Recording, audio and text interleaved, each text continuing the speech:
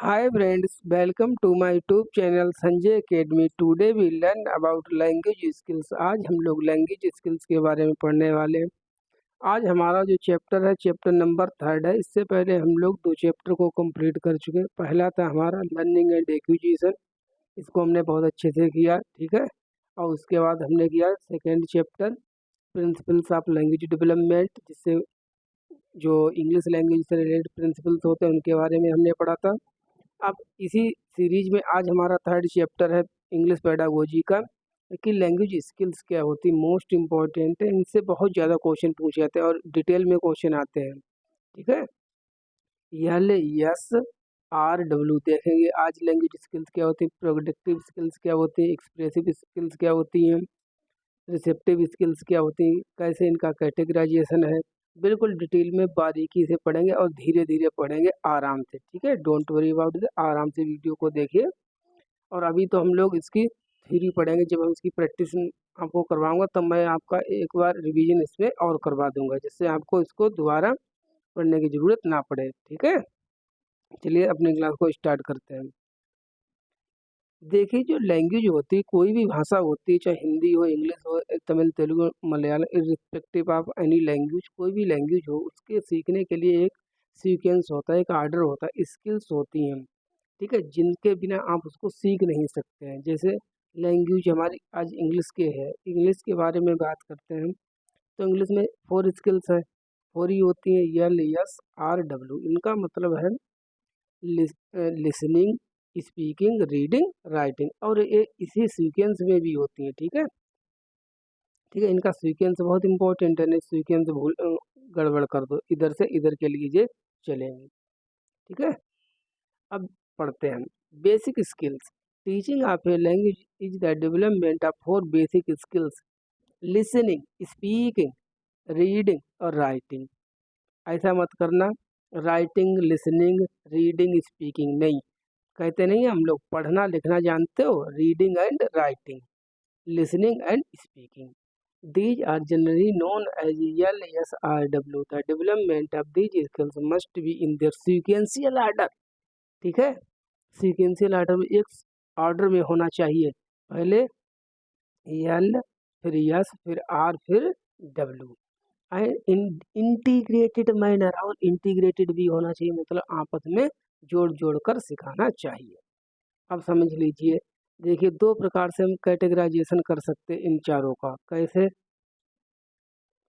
2 तो इनमें होती हैं हमारी रिसेप्टिव, जिनको हम रिसीव करते हैं, दूसरों से सीखते हैं, जैसे लिसनिंग, कानों से सुनते हैं और पढ़ पढ़ कर अपने ज्ञान को बढ़ाते हैं, अपने अंदर ज्ञान को एसिमिलेट करते हैं, तो ये तो हो गए रिसेप्टिव, मतलब रिसीव करते हैं। एक्सप्रेसिव, अब हमने जो रिसीव किया है, सीखा है, उसको बोलेंगे भी तो एक्सप्रेस भी तो करेंगे। तो एक्सप्रेस करने के लिए हम स्पीकिंग बोल कर एक तो हम कर सकते हैं, और रिटिन रिटिन के माध्यम से कर सकते हैं। तो स्पीकिंग राइटिंग कैसी हो गई? एक्सप्रेसिव। अच्छा, इनका ऐसे भी आप देख सकते हैं, ओरल जो होती है 2 होती हैं और 2 रिटिन होती हैं, ठीक है। इस प्रकार से आप भी कैटेगराइजेशन कर सकते हैं। अब देखते हैं, देखिए जो मोस्ट इम्पोर्टेंट क्या है स्किल, लिसनिंग एंड स्पीकिंग। जो लिसनिंग है और जो स्पीकिंग है, मतलब पहले वाली 2, लिसनिंग एंड स्पीकिंग, लिसनिंग, ठीक है, and speaking are known as primary skill. Basic हैं भाई, सबसे शुरुआती है, पहले हैं, बेसिक हैं। दस दीज मस्ट बी डेवलप्ड, पहले आप इनको जो डेवलप कीजिए बच्चे के अंदर, कौन किसका? लिसनिंग और स्पीकिंग का। स्पीकिंग एंड राइटिंग, अब हमारी 2 बची, नहीं एक और है स्पीकिंग और राइटिंग जो होती है। स्पीकिंग और राइटिंग क्या है भाई? स्पीकिंग और जो राइटिंग है, speaking writing are known as reinforcement skill. इनको हम रीइंफोर्समेंट स्किल कहते हैं। आप इनको ध्यान रखना बिल्कुल बहुत अच्छे से। इस पीडीएफ को मैं दे दूंगा, आप रख लेना और इसको रिवाइज करते रहना। क्वेश्चन करेंगे तो आपसे ऐसे ही क्वेश्चन पूछे जाएंगे कि which one of the following is reinforcement skills. इनमें कौन सी ऐसी स्किल्स है जो रीइंफोर्स स्किल्स है? तो वो 2 ही होती हैं, स्पीकिंग और राइटिंग। ये तुमने बेसिक पढ़ लिया इसके बारे में। अब डिटेल में पढ़ते हैं लिसनिंग स्किल। लिसनिंग का अर्थ क्या होता है? सुनना। LSRW, इसको आप अपने माइंड में छाप लीजिए बिल्कुल, ठीक है। Listening skill, it is A hearing input, हाँ सुनने का इनपुट है। इट इन्वॉल्व्स ए सेंडर, एक सेंडर होता है जो भेजता है, मतलब जो बात बोलता है, ये मैसेज जिसके द्वारा आती है, और एक रिसीवर होता है। जैसे मैं बोल रहा हूँ, आप मेरी वीडियो के माध्यम से सुन रहे हैं, तो मैं तो सेंडर हो गया, मैसेज ले कौन जा रहा है? जे इंटरनेट के द्वारा वीडियो के जा रहा है, और रिसीव करने वाले आप हैं। ये क्या है जो मैंने हाईलाइट किया है? Learning of a language start from listening, must note down, ध्यान रखिए, क्योंकि सीक्वेंस में पहले कौन है? लिसनिंग। तो इन जो कौशलों का विकास होता है, किसी भी बच्चे को, हमको अगर कोई नई लैंग्वेज या कुछ भी सिखाना है, तो उसकी शुरुआत आप कहाँ से करेंगे? बताइए, क्वेश्चन आ जाए कि एक न्यू बॉर्न बेबी चाइल्ड है, उसको आपको कोई लैंग्वेज सिखानी किसी बच्चे को, तो आप कहाँ से शुरू करेंगे? लिसनिंग से कीजिए, ठीक है। किससे करेंगे आप? लिसनिंग से करेंगे। Listening, speech, rhythm, pronunciation etcetera learned by listening to appropriate language models. It requires active engagement of learner, भाई लर्नर जब तक एक्टिव नहीं होगा तब तक हम कुछ भी नहीं कर सकते हैं। तो active involvement of the learners is very important. Listening form the foundation for communicative competencies in new language. It is A receptive skill, इसको लिख लीजिए। रिसेप्टिव कौन सी होती हैं? जिसको हम रिसीव करते हैं। किसको हम रिसीव करते हैं? लिसनिंग से रिसीव करते हैं। और देखो इसकी ट्रिक पता क्या? एक छोड़कर एक, ये रिसेप्टिव हो गई, और ये हमारी कैसी हो गई? ये एक्सप्रेसिव हो गई, लिसनिंग और रीडिंग। ये LR, ये कैसी हो गई? Receptive skills. अब चलिए आगे चलते हैं। अब लिसनिंग स्ट्रेटजीज कौन कौन सी होती हैं, जिनसे हमेशा ही क्वेश्चन होता है? आपने अगर प्रीवियस ईयर किए होंगे तो पता होगा, अभी देखा होगा। हम करेंगे हम लोग अभी टॉप डाउन स्ट्रेटजीज और बॉटम अप स्ट्रेटजी, जो मॉडल होते हैं। ये क्या होते हैं? टॉप डाउन और बॉटम अप समझते हैं। देखिए, टॉप का मतलब होता है ऊपर, और डाउन का मतलब है नीचे। तो ऊपर से नीचे, इसका मतलब क्या हुआ? These strategies is listener based, जो लिसनर होता है उस पर आधारित होती है। The listener has background knowledge of the text. अब मान लीजिए कोई चैप्टर, जैसे अपने लोग इसको ही पढ़ रहे हैं, ठीक है, तो इस टेक्स्ट को पढ़ने के लिए आपकी पहले की कुछ तो नॉलेज होगी, तभी तो आप समझ रहे हैं। And the language, it include extensive listening skill. Extensive का मतलब होता है बहुत ज़्यादा, वास्टी, बड़ी, व्यापक मात्रा में, ज़्यादा मात्रा में स्किल इसमें होती है। किसकी? सुनने की। किस मॉडल में? टॉप डाउन में। एक्सटेंसिव का मतलब होता है वास्ट या वास्टी, वास्टी मतलब बहुत ज़्यादा, एक कंप्रिहेंसिव। और इसमें क्या क्या आता है? एक्सटेंसिव हो गया, इंक्लूड। अब लिसनिंग स्ट्रेटजी की जो टॉप डाउन स्ट्रेटजी है, उसमें क्या क्या शामिल होता है? Listening for the main idea, मतलब समझने के लिए सुनना। प्रिडिक्टिंग, फिर प्रिडिक्ट करना। और ड्राइंग इन्फीरियंस, इन्फीरियंस का मतलब होता है टू ड्राइव आउट मीनिंग, किसी चीज़ का मीनिंग फाइंड आउट करना, कि इस वर्ड का मीनिंग क्या होता है। मैं आपको बता दूं, चाहे वो टॉप डाउन हो या बॉटम अप स्ट्रेटजी, दोनों स्ट्रेटजी में हम जो लोग हैं वो मीनिंग को फाइंड आउट करेंगे। कोई वर्ड है, उसका मीनिंग एग्जैक्ट क्या है। टॉप डाउन में इतना मतलब है कि पहले अपनी जो प्रीवियस नॉलेज होगी उसके हिसाब से फाइंड आउट करने की कोशिश करेंगे। अब तो समझ गए, ऊपर का मतलब है प्रीवियस नॉलेज से, ठीक है, बैकग्राउंड की नॉलेज से हम वर्ड्स का मीनिंग जानने की कोशिश करते हैं दोनों मॉडल्स में, ठीक है, स्ट्रेटजी में। अब बॉटम अप स्ट्रेटजीज क्या है? These strategies are text based. Text based कौन स्ट्रेटजी है? Bottom up. और जबकि पहली वाली कौन थी? Listener based, listener based. अब ये कौन सी है? Text based. The listener relies on the combination of sound, words and grammar that creates meaning. देखो यहाँ भी आपको एक कोई जैसे वर्ड मैं यहाँ पर लिख रहा हूँ, मान लीजिए मैंने यहाँ पर एक वर्ड लिख दिया, बास्ट लिख दिया। क्या लिख दिया? बास्ट लिख दिया। अब बास्ट का आपको मीनिंग निकालना है कि भाई इसका मीनिंग क्या होता है। चाहे आप टॉप डाउन स्ट्रेटजी अपनाएं चाहे आप बॉटम अप स्ट्रेटजी। तो इसको बास्ट का अगर हम बॉटम अप स्ट्रेटजी से मीनिंग निकालेंगे तो इसकी साउंड क्या है, ये एडजेक्टिव है, नाउन है, प्रोनाउन है, क्या है, ग्रामेटिकल देखेंगे।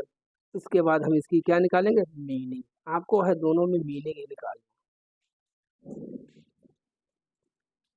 It include intensive listening skill. Intensive देखो, एक होता है एक्सटेंसिव, एक होता है इंटेंसिव। इंटेंसिव का मतलब होता है डीप, डीप नॉलेज किसी चीज की, ठीक है, टू ए ग्रेट एक्सटेंट। बहुत ज्यादा गहराई में जाने की जरूरत होती है हमें किसी भी वर्ड्स की मीनिंग को समझने के लिए, ठीक है। जैसे मैं एक आपके लिए सेंटेंस बोलूंगा, लेकिन आपको अगर उसका मीनिंग नहीं भी पता तब भी हम कुछ अनुमान लगा ले, समझ लेंगे। Mahatma Gandhi was assassinated by Nathuram Godse. अब आपने समझ लिया है कि महात्मा गांधी नाथूराम गोडसे का कुछ रिलेशन है, और महात्मा गांधी की हत्या नाथूराम गोडसे ने की थी। तो असैसिनेटेड का मतलब होता है राज हत्या कर देना, ठीक है, मार देना। दीज इंक्लूड, अब बॉटम अप स्ट्रेटजी में क्या क्या आता है, लिसनिंग फॉर स्पेसिफिक डिटेल। कोई भी वर्ड्स की स्पेसिफिक डिटेल के लिए हमको लिसनिंग करना, सुनना। रिकॉग्नाइजिंग कोगनेट्स, कोगनेट का मतलब होता है relation of sound and word. अब आप बोल कुछ रहे हैं, वर्ड कुछ है, तो उनमें रिलेशन भी होना चाहिए ईच अदर में। Recognising, recognising word order pattern, और जो वर्ड ऑर्डर में होते हैं बिल्कुल उस तरह से आपको चलना है। तो अब इन दोनों का मीन स्ट्रेटजी समझ लीजिए क्या थी, ये दोनों इनको ध्यान रखना। ये जो कंटेंट मैं आपको प्रोवाइड करा रहा हूँ ये पेड बैच से भी बेस्ट है, ठीक है, प्लीज विश्वास कीजिए अभी आप लोग। अब देखिए लाइन समझिए, नीचे नोट क्या लिखा है, the learners comprehension improve and their confidence increase when they use top down bottom up strategy simultaneously to construct meaning। जब कोई भी लर्नर है वो एक साथ ही साथ पैरेलल, साइमल्टेनियस माने होता है पैरेलल, एक ही साथ टॉप डाउन बॉटम अप दोनों स्ट्रेटजी को अप्लाई करता है, किसके लिए, किसी भी वर्ड्स की मीनिंग को निकालने के लिए, तो वो ज़्यादा हेल्पफुल रहता है, उसका कॉन्फिडेंस इम्प्रूव होगा, ठीक है, और उसकी कंप्रहेंशन की स्किल बढ़ जाएगी। तो ये थे हमारे टॉप डाउन और बॉटम अप स्ट्रेटजी। अब देख लेते हैं लिसनिंग एक्टिविटीज कौन कौन सी होती हैं। देखिए 3 टाइप्स की लिसनिंग एक्टिविटीज होती है, पूछी गई है। प्री लिसनिंग एक्टिविटीज ये क्या है, तब हम पढ़ेंगे पहले प्री लिसनिंग एक्टिविटीज क्या होती है। Pre listening activities can be taken to prepare the learners for what they are going to listen. Pre listening activities include the following. Pre का मतलब ही प्री माने पहले, शुरुआती, प्री बोर्ड होते हैं, प्री माने पहले, सुनने से पहले एक्टिविटीज आपको क्या करना चाहिए, क्या क्या होना चाहिए। Assessing the learners background knowledge of the topic, जो टॉपिक को सुनने जा रहे हैं जो भी चीज़, तो उसकी आपकी प्रीवियस नॉलेज क्या है, आपकी बैकग्राउंड नॉलेज क्या है। And linguistic contest of the content of the text, और जो लिंग्विस्टिक कंटेंट है उससे जोड़कर आप देखिए, मतलब बच्चों को तैयार करना, किसके लिए, सुनने के लिए तैयार करना, इसका मतलब ये है प्री लिसनिंग एक्टिविटीज़ के लिए। Providing learners with necessary background knowledge, okay, जो भी वो चीज़ सुनने जा रहे हैं उसकी पहले आप उसको बैकग्राउंड में नॉलेज बताइए, प्रीवियस नॉलेज से जोड़िए। Making learners aware of the type of text, किस प्रकार का टाइप, किस टाइप का टेक्स्ट है, ठीक है, बहुत ज़्यादा इंटेंसिव है या एक्सटेंसिव है। पर्पज ऑफ लिसनिंग, लिसनिंग पहले तो उनको ये क्लियर कर दो कि आपके इस टेक्स्ट को सुनने का मतलब क्या है। टेक्स्ट का मतलब होता है कुछ भी रिटन डॉक्यूमेंट, ठीक है। प्रोवाइडिंग, प्रोवाइडिंग एम्पिल, एम्पिल माने होता है बहुत ज़्यादा, vast, ample, intensive, extensive opportunities for group और कोलाबरेटिव वर्क और ग्रुप डिस्कशन और listen to a variety of sources. अलग अलग सोर्सों से सुनने के लिए पहले आप बच्चे को अपॉर्चुनिटी दो, ठीक, अवसर दो, जिससे उसमें क्या होगा, एक सुनने की एक हैबिट डेवलप हो जाएगी। यह है प्री लिसनिंग एक्टिविटीज़। अब पढ़ते हैं पोस्ट लिसनिंग एक्टिविटीज़ क्या है। सेकेंड, प्री माने पहले, पोस्ट माने बाद में, लिसनिंग के करने के बाद में। Post listening activities must reflect the real life, use to which the learners put information they have gain it through listening. अब आपने कोई चीज़ सुन ली, अगर आप उसको रियल लाइफ में यूज नहीं कर पा रहे हैं तो वो बेकार है, ठीक है। तब वो पोस्ट लिसनिंग नहीं मानी जाएगी। पोस्ट लिसनिंग का मतलब है कोई टॉपिक आपने पढ़ा, कोई चीज़ समझी, उससे रिलेटेड आपने जो सुना समझा, उसको अब आप अपनी रियल लाइफ में यूज कर सकें। जैसे मैंने आपको एक वर्ड जो अभी बताया था, जैसे बास्ट वर्ड ले लीजिए। बास्ट, बास्ट माने होता है बहुत बड़ा, ठीक है। बास्टी एडजेक्टिव बन जाएगा बास्ट। तो इसका मतलब बहुत ज़्यादा व्यापक रूप से, इंटेंसिव, ठीक है। इंटेंसिव नहीं, इसका मतलब इसका सिनोनिम्स हो जाए एक्सटेंसिव, कंप्रिहेंसिव, एक्सटेंसिव। तब आप इसका यूज करना सीख गए अगर बोल सुनकर, तब तो ये पोस्ट लिसनिंग एक्टिविटी है, अदरवाइज नहीं। अब हम रोल ऑफ लिसनिंग देखते हैं, बहुत डिटेल में मैंने लिखा है। रोल ऑफ लिसनिंग क्या है, इस क्यों सुनते हैं हम, फंक्शन क्या है इसका सुनने का। इट हेल्प परमानेंट लर्निंग, इससे परमानेंट लर्निंग होती, मतलब ज़्यादा दिनों तक हमारा सीखा हुआ ज्ञान रहता है।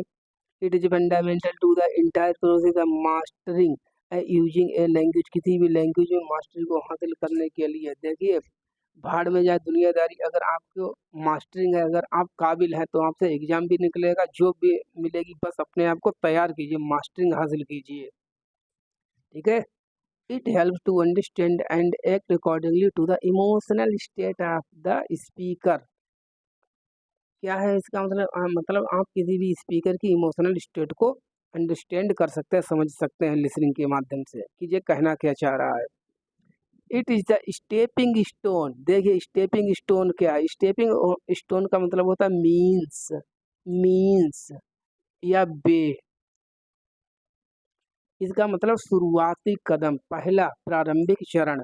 किसी भी लैंग्वेज को सीखने के लिए LSRW, इसकी चारों स्किल्स को सीखने के लिए जो लिसनिंग है, listening is stepping stone for action. किसी भी शुरुआत को करने के लिए लिसनिंग है, सुनना है, वो सबसे पहले है। इसीलिए इसे कहते हैं stepping stone for action. Means माने तरीका, रास्ता है, पहला कदम है। It helps communication purpose. अब आप कोई चीज़ सुनेंगे ही नहीं सही से तो आप बोल क्या पाएंगे, ठीक है। तो बोलने के लिए आपको सुनना भी तो चाहिए। कम्युनिकेशन पर्पज के लिए भी लिसनिंग का जो है वो एम होता है, पर्पज होता है। अब आते हैं सेकेंड स्किल हमारी है स्पीकिंग, बोलना। अब सुन तो बहुत लिया, अब थोड़ा बोल लेते हैं। LSRW। बिल्कुल आप क्लास में बने रहिए, मैं इतना आपको रिवीजन करवाऊंगा ऐसे ही धीरे धीरे कि आपको ऐसे याद हो जाए। LSRW। अब स्पीकिंग कहाँ है, सेकेंड पर। पहला क्या हो गया, लिसनिंग, सेकेंड क्या है, स्पीकिंग। अब स्पीकिंग के बारे में पढ़ते हैं। इट इज प्रोडक्टिव और expressive skill of oral mode, oral मौखिक रूप से, रिटन रूप से नहीं। तो स्पीकिंग कैसी स्किल है, प्रोडक्टिव और एक्सप्रेसिव। ध्यान रखना, यहीं पर लोग अटक जाते हैं कि प्रोडक्टिव है कि एक्सप्रेसिव है। प्रोडक्टिव और एक्सप्रेसिव का एक ही मतलब है, रिसेप्टिव का मतलब होता है अलग। It is a crucial part of learning, ये एक इम्पॉर्टेंट पार्ट है लर्निंग का। It is considered as a major of knowledge a language. आपने किसी लैंग्वेज को कितना सीखा, उसका मेजरमेंट है वो स्पीकिंग स्किल से ही होता है। It is fundamental to human communication in daily life. जो हम डेली लाइफ में अगर हमको बोलना ही नहीं आएगा तो हम कम्युनिकेशन कैसे करें। सभी कम्युनिकेशन जेस्चर्स से थोड़ी ही ना हो जाते हैं, ठीक है। तो फंडामेंटल चीज़ है, मेन है, बेसिक है स्पीकिंग। अब पढ़ते हैं स्पीकिंग स्किल्स के बारे में। मैंने इतने डिटेल में इनका कंटेंट तैयार किया कि कहीं से भी क्वेश्चन आ जाए, छूटेगा नहीं इस कंटेंट से। Objectives of teaching, teaching speaking. अब जो बोलने के लिए टीचिंग के क्या ऑब्जेक्टिव हैं हमारे, to converse freely on topics of everyday life, जिससे हम बोल सकें अपनी एवरीडे लाइफ में, ठीक है, डेली लाइफ में। To make the learners efficient in reading और राइटिंग, जो लर्नर्स हैं उनको रीडिंग और राइटिंग में स्किल्ड बनाना, एफिशिएंट बनाना। To make the learners efficient in vocabulary, vocabulary उनकी अच्छी हो। And use it proper context, contextual. जैसे आप ध्यान कीजिए, कल हमने स्टेट के कितने मीनिंग पढ़े थे, 4, ठीक है। उसी कंटेक्स्ट, अब स्टेट के मैं 8-10 मीनिंग आपको बता सकता हूँ। लेकिन जैसे कंटेक्स्ट बदलेगा उसी प्रकार से स्टेट की मीनिंग बदल जाएगी। स्टेट माने देश भी होता है, स्टेट माने राज्य भी होता है, स्टेट माने अवस्था भी होती है, स्टेट माने स्थिति भी होती है। ठीक है, next, to train the learners in the mechanism of language through informal approach. Informal approach से बच्चों को मतलब ट्रेन करना। To develop verbal linguistic ability among the learners, जो लर्नर्स है उनके अंदर एक वर्बल जो है एबिलिटी का डेवलप करना। अब स्पीकिंग सिचुएशंस मोस्ट इम्पॉर्टेंट है, तीन हैं, जो तीनों आती हैं कि कौन सी नहीं है, तो आप याद कर लीजिए कौन सी है। देखिए स्पीकिंग सिचुएशन मतलब आपको बोलने के लिए कौन कौन से अवसर हो सकते हैं या कौन कौन सी सिचुएशंस हो सकती है जिसमें आपको इंटरेक्टिव करना हो, बोलना हो। तो थ्री टाइप्स की है ये, into the following three categories की होती है। इंटरेक्टिव सेशन मतलब बातचीत, it includes face to face conversation और telephone calls, online live class जो करते हैं हम लोग, where there is chance of clarification and repetition. अब इस टाइम जैसे मैं बोल रहा हूँ, मैं रिकॉर्डेड फॉर्म में आपको वीडियो दे रहा हूँ, ठीक है, तो ये इंटरेक्टिव नहीं है, ये किस में जाएगा, ये नॉन इंटरेक्टिव में जाएगा, वन वे कम्युनिकेशन हो रहा है। अब लाइव क्लास चल रही होती, मैं क्वेश्चन करा रहा हूँ, आप उधर से रिप्लाई कर रहे हैं, तो वो इंटरेक्टिव सेशन होता है जिसमें फेस टू फेस का मतलब एग्जैक्ट फेस ही नहीं है, मतलब कि डायरेक्ट विदाउट टाइम डाइल्यूशन, बिना किसी टाइम गए बिल्कुल रिप्लाई आता रहता है। जैसे मैसेज है, टेलीफोन पर हम लोग बात करते हैं, तो कहते हैं इंटरेक्टिव। पार्सली इंटरेक्टिव, थोड़ा इंटरेक्टिव है। In this situation there is no or little chance of interruption, इसमें इंटरप्शन के कम चांस होते हैं, मतलब रोकने के, बाधा के। पार्सली इंटरेक्टिव होता है, थोड़ी थोड़ी बातचीत होती रहती है on the part of the audience, that is speech lecture video. ठीक है, अब जैसे मान लीजिए कोई ऑडियंस है, ऑडियंस सुन रहे हैं और कोई लेक्चर दे रहा है क्लासरूम में, हमारे क्लासरूम में प्रोफेसर सर हैं, वो लेक्चर के रूम में पढ़ा रहे हैं, हम लोग चुपचाप बैठे बैठे सुन रहे हैं। अब कभी बीच बीच में ही हम लोग को क्वेश्चन भी अपना पूछ सकते हैं या कोई भी बात कह सकते हैं, तो उस वहाँ पर जो होगा वो पार्सली इंटरेक्टिव क्लास होगी। ठीक है, फुली इंटरेक्टिव नहीं होगी। अब नॉन इंटरेक्टिव थर्ड टाइप की, तो थ्री टाइप से जल्दी रिवाइज कीजिए। Interactive, partially interactive, non interactive. Non interactive, this situation is one way एक ही रास्ता से, unidirectional, where there is no chance of clarification repetition, ना तो इसमें कोई रिपीटिशन का चांस है, ना ही कोई क्लेरिफिकेशन का चांस है। जैसे रिकॉर्डेड स्पीच और वीडियो, जो मैं वीडियो आपको लिए बना रहा हूँ, अब ये नॉन इंटरेक्टिव है बिल्कुल। ठीक है,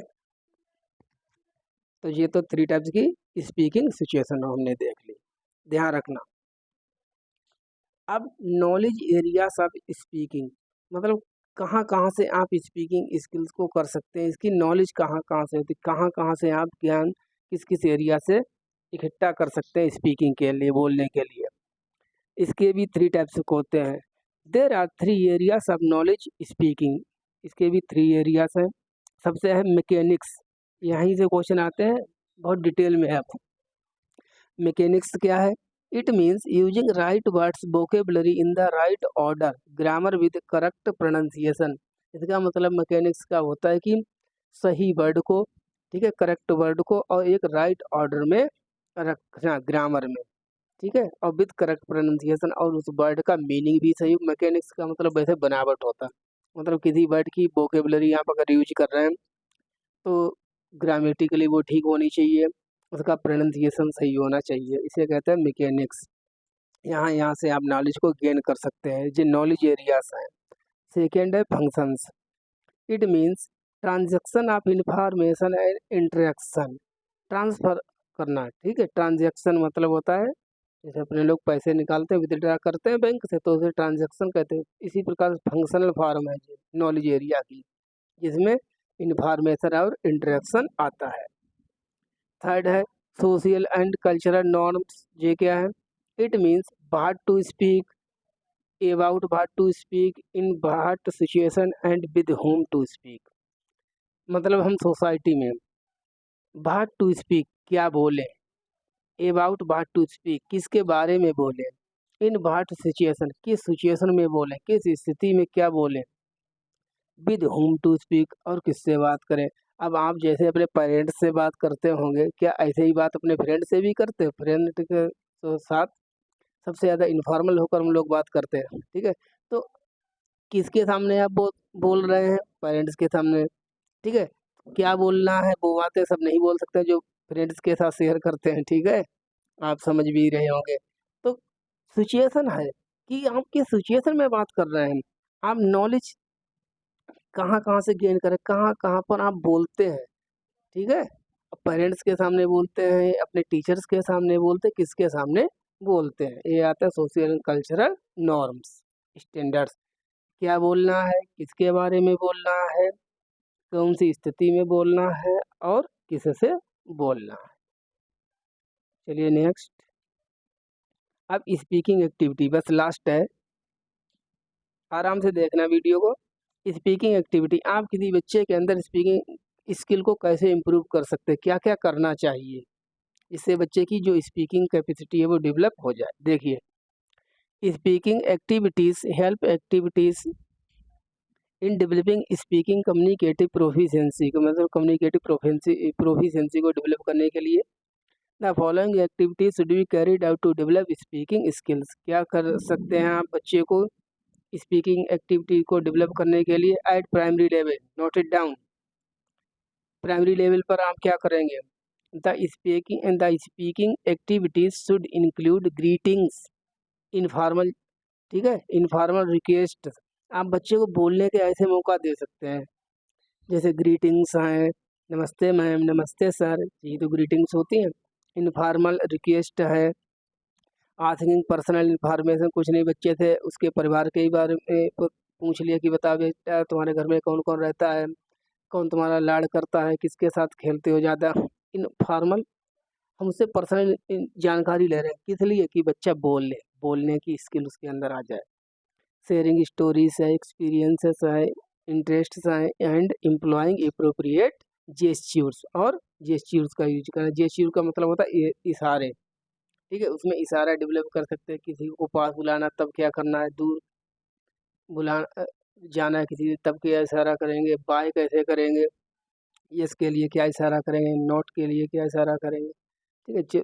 आप प्राइमरी लेवल पे इन चीज़ों को डेवलप करेंगे।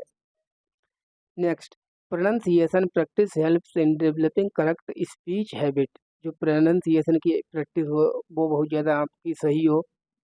The pronunciation errors should be corrected without any humiliation. अगर बच्चा बोल रहा है, आपने बोलने का मौका दिया, लेकिन वो प्रोनाउंसिएशन गलत कर रहा है, कोई बात नहीं, लेकिन बोलने तो दो उसको। एनसीएफ क्या कहती है कि बच्चे की स्पीकिंग एक्सप्रेसिव नेस जरूरी है, बोलना जरूरी है, ये नहीं कि वो गलत बोल रहा है। क्या धीरे धीरे जैसे बड़ा होता चलेगा खुद उसकी वोकेबलरी ठीक हो जाएगी। विदाउट एनी ह्यूमिलिएशन, आप उसकी वोकेबलरी ठीक तो करेंगे लेकिन उसकी मजाक नहीं बनाएंगे, ह्यूमिलिएट नहीं करेंगे, ठीक है, आराम से सिखाएंगे। और पहले तो बोलने के मौके दो उसको, चाहे वो गलत बोले, लेकिन बोलना जरूरी है। यहाँ पर कुल मिला के बात ये है, learner should not be pressured to give answers quickly, this will help to learners overcome their shyness. आप कभी अगर बच्चे से क्वेश्चन आंसर पूछ रहे हैं तो ये मत सोचना कि जल्दी जल्दी आंसर करो, ठीक है, क्विकली रिवीजन करो, क्विकली आंसर करो, नहीं, आराम से बोलने दीजिए, सोच समझ कर उसको आंसर करने दीजिए, जिससे उसकी जो शाइनेस है, मतलब शर्मीलापन है, वो उसका दूर हो जाएगा, वो उसको ओवरकम करेगा धीरे धीरे। अगर बच्चे को आंसर आता है, हमने कह दिया जल्दी करो, तब वो आता हुआ भी नहीं कर पाएगा। कम्युनिकेटिव, इनसे क्वेश्चन आते हैं, इन्हीं चीज़ों से क्वेश्चन बन जाते हैं, ठीक है, तो इसको सीरियसली पढ़ लीजिए, मोस्ट इम्पॉर्टेंट है, सबसे लास्ट में है ये। कम्युनिकेटिव आउटपुट एक्टिविटी सच ए डिबेट है, डिस्कशन है, आप डिबेट डिस्कशन करवा सकते हैं, रोल प्ले करके परफॉर्मेंस करवा सकते हैं, किसके लिए? स्पीकिंग स्किल्स के लिए। Teacher serve as a good model for the learners because learners imitate their teachers. So pronunciation, stress, rhythm and intonation of the teacher should be good. Intonation मतलब meaning, मतलब जो टीचर्स होते हैं उनको, जो students होते हैं, जो लर्नर्स होते हैं, वो रोल मॉडल मानते हैं, ठीक है, कि सर ने जो वर्ड बोला वही सही है। तो सर जी को, सर और मैम को भी अपना प्रोनाउंसिएशन है, स्ट्रेस है, किस वर्ड पर ज़्यादा ध्यान देना, ज़्यादा तेज़ी से बोलना है या धीमे बोलना है, रिदम है, इंटोनेशन मतलब किस परिप्रेक्ष्य में हम बोल रहे हैं, पर्सपेक्टिव में बात कर रहे हैं, इन सभी चीज़ों को ध्यान रखना चाहिए, क्योंकि टीचर क्या है, रोल मॉडल है अपने बच्चों के लिए।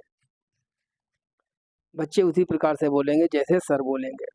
Learner should be encourage to talk more and more. अब उनको बोलने के ज़्यादा से ज़्यादा मौका दो। यहीं से बिल्कुल सेम क्वेश्चन यहीं से आते हैं।